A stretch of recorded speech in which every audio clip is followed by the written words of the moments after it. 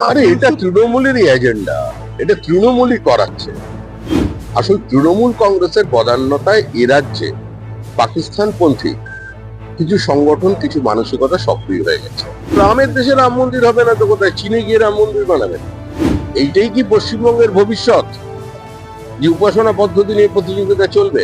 যে গীতা পাঠ দেখা গেল তার পাল্টা হুমায়ুন কবির হুঁশিয়ারি দিয়ে রাখলেন মুর্শিদাবাদে 1,00,000 কণ্ঠে হাফেজদের দিয়ে 1,00,000 হাফেজদের দিয়ে তিনি কোরআন পাঠ করাবেন।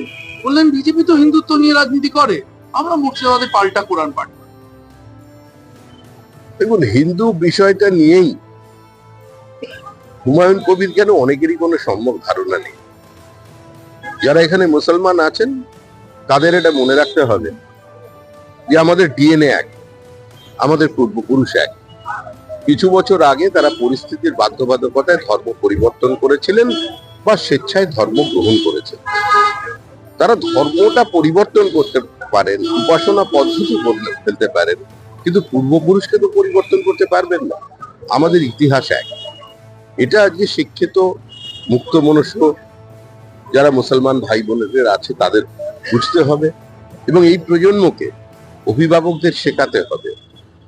তাদের মনে করিয়ে দিতে হবে কাজী নজরুল ইসলামের কথা, সৈয়দ মুস্তফা আলী, সৈয়দ মুস্তফা সিরাজের কথা, এস ওয়াজেদ আলীর কথা। তাহলে অবস্থার পরিবর্তন হবে। এটা হুমায়ুন কবির এর কোনো বিচ্ছিন্ন ঘটনা নয়।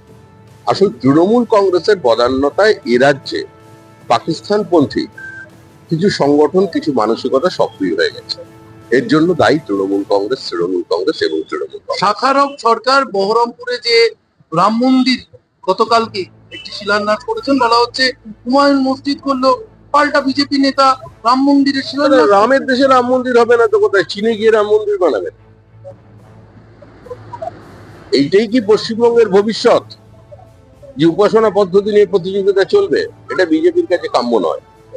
তবে হ্যাঁ, এই যে পশ্চিমবঙ্গের মাটি, এটা বাঙালি হিন্দুদের একটা হোমল্যান্ড।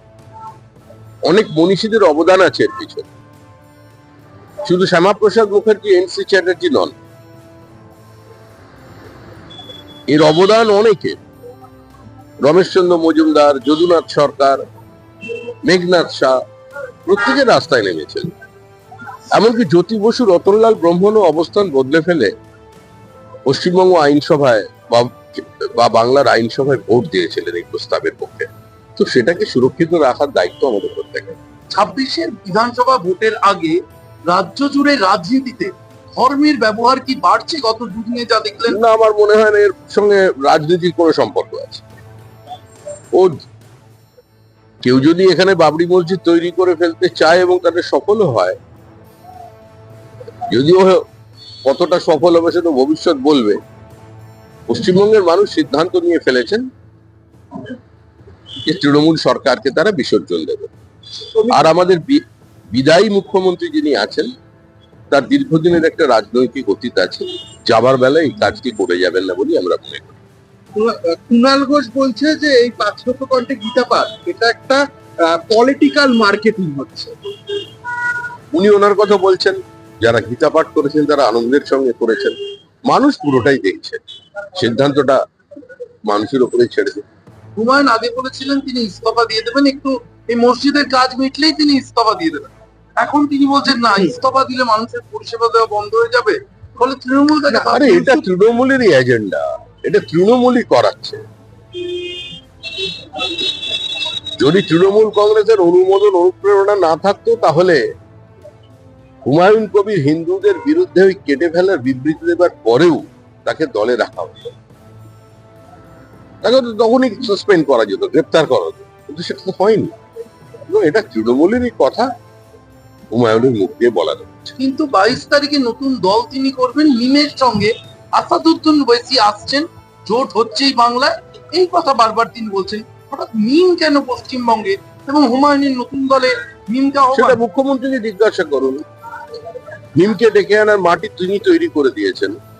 এই ধর্মীয় বিভাজনের রাজনীতি, ঘৃণার রাজনীতি, দাঙ্গার রাজনীতি, সংঘর্ষের রাজনীতি, মূর্তি পূজা বিরোধী রাজনীতি, হিন্দুত্বকে আক্রমণ করবার রাজনীতি, রামকৃষ্ণ এর অবমাননার রাজনীতি, রবীন্দ্রনাথকে চ্যালেঞ্জের রাজনীতি, এই সমস্ত কারণেই আজকে মিম আসার জন্য একটা জমি পায়। শ্রমিকদের সিদ্ধান্ত কংগ্রেসকে ডাকা হচ্ছে, এই যে একটা মিন হুমায়ুনের জোট, তাতে দেখা যাচ্ছে সিপিএম এবং কংগ্রেসকে যারা শূন্য হয়ে গেছে তাদেরকে পাশে পেতে হুমায়ুন ব্যাপকভাবে মরিয়া, ঠিক যেভাবে 21 আইএসএফ কে। কংগ্রেস এবং সিপিআইএম দুটি রাজনৈতিক দলই পশ্চিমবঙ্গের সংখ্যালঘুদের ভোটে প্রাসঙ্গিক হবার চেষ্টা করছে, শূন্য থেকে শুরু করার চেষ্টা করছে, এবং বলছে সংখ্যালঘুরাও এবার এই অপচেষ্টার বিরুদ্ধে, এই দূরভিসন্ধির বিরুদ্ধে, এই চক্রান্তের বিরুদ্ধে, এই পাকপন্থী মনোভাবের বিরুদ্ধে ভোট দেবে। সুজন চক্রবর্তী বলছেন যে যখন বিজেপির শক্তি ছিল না তখন হিন্দুরা সংকটে ছিল না, এখন বিজেপির শক্তি বাড়ছে সেই কারণে কি হিন্দুরা সংকটে পড়ছে। সুজন চক্রবর্তীদের কথা এই মুহূর্তে অন্তত কিছু দিনের জন্য আর পশ্চিমবঙ্গের মানুষ গ্রহণ করবে, কারণ যারা এখানে তৃণমূল কংগ্রেসের বিরোধিতা করে আর দিল্লি থেকে একই যোগে দাঁড়িয়ে তৃণমূলের হাত ধরে ইডি সিবিআই এর অতি সক্রিয়তা নিয়ে আওয়াজ তোলেন, তাদের কোনো গ্রহণযোগ্যতা এই মুহূর্তে পশ্চিমবঙ্গে নেই। সুজন বাবু অত্যন্ত একজন দীর্ঘদিনের কমিটেড রাজনৈতিক কর্মী, অন্তত এটুকু তার বোঝা উচিত যে পশ্চিমবঙ্গের মানুষ মূর্খ নয় আর রাজনৈতিকভাবে অচেতন। এসআইআর এ প্রতিদিন প্রায় 55 লোক, মানে প্রতিদিন 2 লক্ষ 3 লক্ষ নাম বাদ যাচ্ছে, এখন 55.5 লক্ষে গতকালকে হিসাব দাঁড়িয়ে আছে এসআইআর, 4 দিন এখনো বাকি। ওটা এখনো ওখানেই থেমে থাকবে না। যে ফলস ডকুমেন্ট আপলোড করাতে বিএলওদের বাধ্য করা হয়েছে সেগুলো স্ক্রিনিং হবে। আমরা আবার বলছি, আপনারা এসআইআর বন্ধ করে দিন, ইডি সিবিআই এর দরজায় তালা লাগা, আপনারা ইনকাম ট্যাক্স জিএসটি কমিশনারদের বলে দিন কোনো নোটিশ পাঠানোর প্রয়োজন নেই। 2025-এর তালিকাও যদি নির্বাচন হয় তারপরেও তৃণমূল হারবে, তৃণমূল হারবে এবং তৃণমূল হারবেই। ইন্ডিগো বিমান বিভ্রাট, আপনি এয়ারপোর্টেই দাঁড়িয়ে রয়েছেন, যে বিমান বিভ্রাটে বলা হচ্ছে যে এখন সরকার প্রাইস ক্যাপ দিত। শ্রমিকদা, শেষ প্রশ্ন, রাজ্যপাল বলছে যে যারা হত্যাকারী এবং দুর্নীতিগ্রস্ত তাদেরকে আমরা জানাতে চাই যে বাংলা কর্মার জন্য তৈরি আছে, অর্থাৎ পশ্চিমবঙ্গ ধর্মীয় অ্যারোগেন্স শেষ করার জন্য প্রস্তুত আছে, এটা রাজ্যপাল বার্তা দিচ্ছেন। পশ্চিমবঙ্গের মাটি কোনোদিন ধর্মান্ধতাকে প্রশ্রয় দেয়। মুসলিম লীগের ধর্মান্ধতার বিরুদ্ধেই সেদিন শ্যামাপ্রসাদ মুখার্জির ডাকে, এন.সি. চ্যাটার্জির আহ্বানে রানী জ্যোতির্ময়ী, মেঘনাথ শাহ, যদুনাথ সরকার, রমেশচন্দ্র মজুমদার, সুনীতি চট্টোপাধ্যায়ের মতো ব্যক্তিত্বরা তারা পথে নেমেছিলেন। আজকে এই তৃণমূল কংগ্রেসের ধর্মান্ধতা, তৃণমূল কংগ্রেসের সাম্প্রদায়িকতা, তৃণমূল কংগ্রেসের মৌলবাদ, তৃণমূল কংগ্রেসের কালী মূর্তির মাথা কাটা, তৃণমূল কংগ্রেসের কালী মূর্তিকে প্রেজেন্ট ভ্যানে তোলা, তৃণমূল কংগ্রেসের নেতৃত্বে বা তৃণমূল কংগ্রেসের বদান্যতায় নদিয়ার বিভিন্ন স্কুলে সরস্বতী পুজোর দিন মূর্তি পুজো বন্ধ করো বলে পোস্টার লাগানো, এর বিরুদ্ধে পশ্চিমবঙ্গের মানুষ ঠিক সময় জবাব দেবে। ব্রিগেডে যে আজকে গীতা পাঠ হয়েছে সেটা নিয়ে কল্যাণ বন্দ্যোপাধ্যায় তিনি বলছেন বিজেপি অঙ্কটাই জানে না, 5 লক্ষ অঙ্ক কি জানে, আর রাজ্যের যারা বিজেপি লিডাররা রয়েছেন তারা মূর্খ। কল্যাণ ব্যানার্জির কথাকে খুব একটা গুরুত্ব দেবেন না। কল্যাণ ব্যানার্জির স্ট্যাটাস এটা দেখেই বোঝা যায় যে নির্বাচন কমিশনের কাছে ঢোকার সময় কল্যাণ ব্যানার্জি থাকেন, বেরিয়ে প্রেস কনফারেন্স করার সময় পার্টি তাকে অ্যালাউ করে না বা থাকেন না। উনি কেন থাকেন না সে তো খোঁজ করলেই পাওয়া যাবে। কল্যাণ ব্যানার্জির কথা ওনার বাড়ির লোককেও সিরিয়াসলি নেয় না। আদ্যবান্ত হতাশাগ্রস্ত একটি লোক, এবং ওই টিকে আছে কোন রকমের রাজনীতিতে। আগামী ভোটে দেখুন কি হয়। আসাদুদ্দিন ওয়েসির সঙ্গে জোট করবেন হুমায়ুন কবির, এবং তার সঙ্গে আরো একজন রয়েছে নিয়ামত শেখও নাকি ওনার দলে যোগদান করবেন। দেখুন, কে কার দলে যাবেন, কে কার জোট করবেন তা নিয়ে আমাদের কোনো ইন্টারেস্ট নেই, কিন্তু মূল বিষয় হচ্ছে বাবরের নামে মসজিদ বাংলার মানুষ মেনে নেবে না। মসজিদ বানাও, নিজের নামে রাখো, নিজের বাপের নামে রাখো, কোনো অসুবিধা নেই, বা অন্য কোনো মহাপুরুষের নামে রাখো, ইসলামিক মহাপুরুষের নামে রাখো। এপিজে আব্দুল কালামের নামে তো হতে পারে মসজিদ, সেটা তো বানানোর চেষ্টা করো না তোমরা।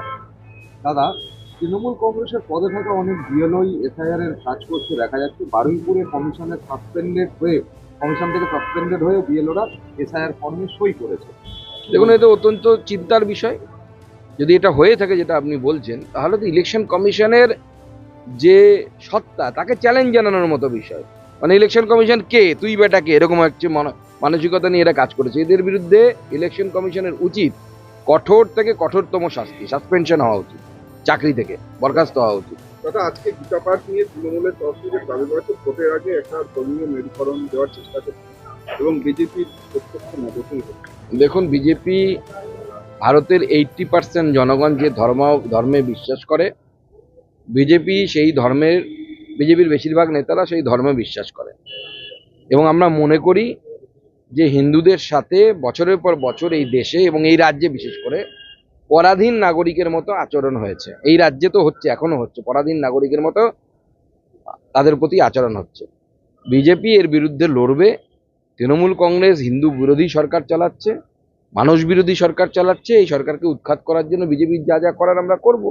আমরা গীতা পাঠ করছি, আর মমতা বন্দ্যোপাধ্যায় যখন রেড রোডে গিয়ে নামাজ পড়েন, ইনশাল্লাহ ইনশাল্লাহ করেন, তখন উনি ধর্ম নিয়ে রাজনীতি করেন না? তখন কি ওটা সেকুলার ধর্ম হয়ে যায় নাকি? হয়ে গেছে? চলো, এই হিন্দিভাষী কারা?